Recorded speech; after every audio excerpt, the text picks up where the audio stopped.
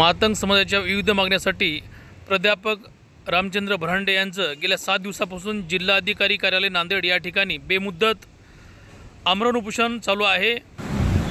मी advocate Shivaji बर्दापुरे Matang समाजातील सर्व जनतेला नम्र आवाहन करतो की लोकस्वराज्य आंदोलनाचे संस्थापक अध्यक्ष माननीय रामचंद्रजी भरांडे सर यांनी जिल्हाधिकारी कार्यालय नांदेड येथे 1 जुलै 2024 पासून सलग 6वा दिवस आहे उपोषण करत आहेत।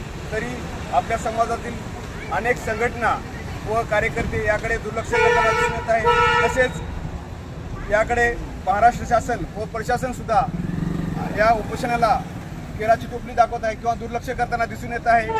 माननीय भरांडे साहेबांची तब्येत दिवसेंदिवस खालावत आहे, तरी आपल्या मातंग समाजातील युवकांनी तरुणांनी या आंदोलनाला पाठिंबा देण्यासाठी आपण रस्त्यावर उतरलं पाहिजे आणि रस्त्यावर उतरून आपण या उपोषणाला सपोर्ट केला पाहिजे, तरच या सरकारला जाग येईल, अन्यथा सरकार जागेवर येणार नाही। सध्याला पावसाळी अधिवेशन चालू आहे, तरी महाराष्ट्र शासनाने या उपोषणाची दखल घेतलेली नाही व कलेक्टर ऑफिसकडून त्यांना मेसेज गेला का नाही माहिती नाही, परंतु त्यांनी तात्काळ या उपोषणाची महाराष्ट्र शासनाला दखल घेण्यासाठी विनंती करावी अशी मी जिल्हाधिकारी साहेब यांना सुद्धा विनंती करतो।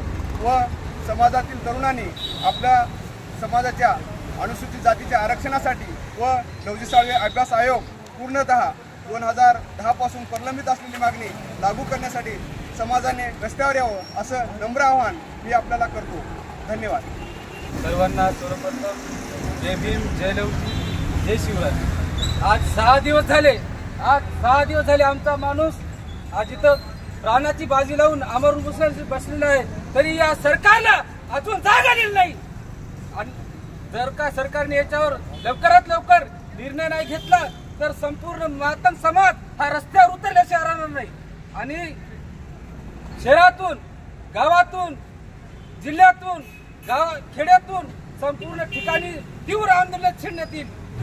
लोकस्वराज्य आंदोलनाच्या वतीनं या ठिकाणी माननीय प्राध्यापक रामचंद्र भरांडे सर 1 जुलैपासून कलेक्टर ऑफिस समोर आमरण उपोषण करत आहेत। इथलं जे सरकार आहे गेंदड्याच्या कातड्याचं आहे आणि मातंग समाज हा झोपेचं सोंग करत आहे।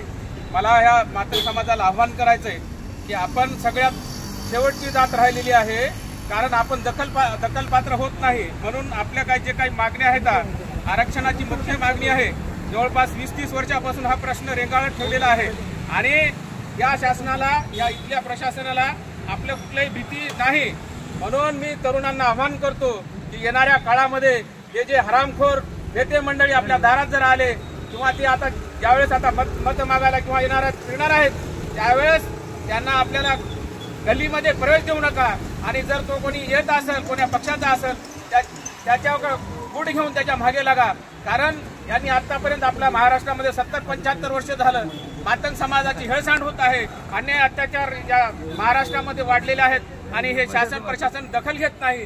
जर आमच्या या उपोषणाची भरांडे सरांची तब्येत बिघडत आहे, जर प्रशासनानं याची दखल नाही घेतली, या पावसाळी अधिवेशनामध्ये आम्हाला आमच्या मागण्या मान्य नाही केल्या तर येणाऱ्या काळामध्ये तरुण वर्ग यांना सरकारला आम्ही आमच्या मताच्या माध्यमातून त्यांना त्यांची जागा दाखवू आणि त्यांना मातंग समाजाच्या वाड्यामध्ये प्रवेश बंद करू अशी मी या ठिकाणी सर्वांना आवाहन करतो आणि आपण सर्वांनी या उपोषणामध्ये सहभागी व्हावं असं आवाहन करतो। जय लवजी, जय भीम।